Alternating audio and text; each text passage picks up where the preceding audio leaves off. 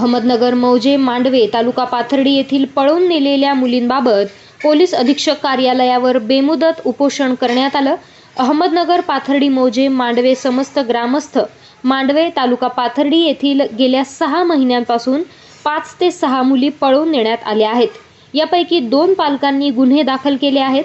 आम्ही पाथर्डी पोलीस स्टेशनला वारंवार निवेदन देऊन रास्ता रोको करून लोकसभा निवडणुकीवर बहिष्कार टाकून नंतर पोलीस अधीक्षक यांना एका मुलीला 12 तासात एका मुलीला ताब्यात दिलं। सदर अजून गावातील मुलींचा तपास मात्र लागलेला नाही।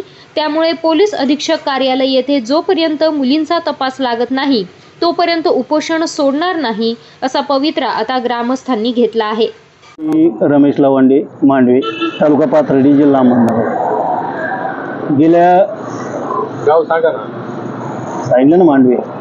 आणि गेल्या जानेवारीपासून मांडव्यामध्ये मुली पळून जाण्याचा थोडक्यात काय म्हणायचं त्याला की म्हणजे त्या गावातलीच मुलं आणि ते मुलं या मुलींना पळून नेतात।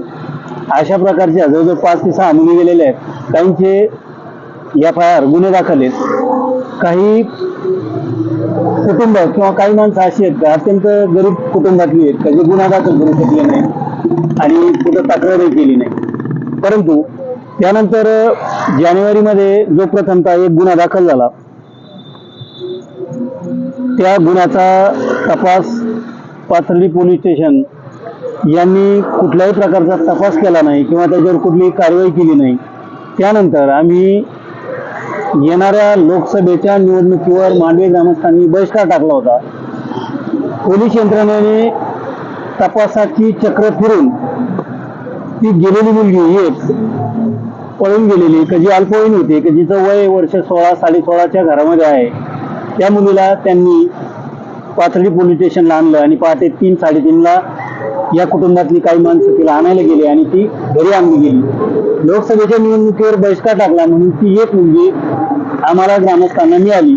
परंतु त्यामध्ये जो आरोपी होता वैभव बाळासाहेब चंदनशिव हा आमच्या ग्रामस्थांचं असं ठाम मत आहे की याला पोलिसांनी सहकार्य करून निश्चितपणानं त्या मुलीपासून पळायला भाग पाडलं किंवा पळून लावलं। त्याला आरोपी म्हणून त्यांनी जेरबंद केलं नाही हा एक आमच्या सगळ्या ग्रामस्थांचा आरोप आहे। दुसरी घटना की आणखी एका कुटुंबामध्ये जी घडली का जिचा FIR दाखल आहे, त्या मुलीचे वडील बाळासाहेब हुकुम लवांडे यांची मुलगी गणेश आप्पासाहेब गावटे यांनी माझ्या माहितीप्रमाणे एप्रिलच्या एंडिंगला तिला पळून नेलेलं आहे आणि आज जून महिना उजाडला चालू आहे तरी अद्यापर्यंत त्याचा तपास लागलेला नाही। आणि आम्हा सर्व ग्रामस्थांची या पोलीस अधीक्षक कार्यालयासमोर एवढीच विनंती आहे की आम्हाला मांडवे ग्रामस्थांना योग्य तो न्याय मिळावा।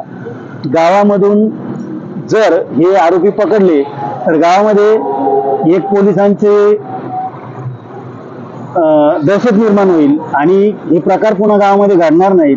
गावाला म्हणा किंवा त्या कुटुंबांना म्हणा जे वेठीस धरण्याचा प्रयोग किंवा जे वेठीस धरण्याचं तंत्र चालू आहे ते कुठेतरी थांबलं पाहिजे। म्हणून पोलीस प्रशासनानं आम्हा मांडवे ग्रामस्थांना सहकार्य करावं। न्याय भेटलं तर तुम्ही काय करणार पुढे? आणि जर न्याय भेटला नाही तर आमचं हे उपोषण बेमुदतपणे येथे चालू राहील एवढीच ग्रामस्थांच्या वतीनं मी विनंती करतोय।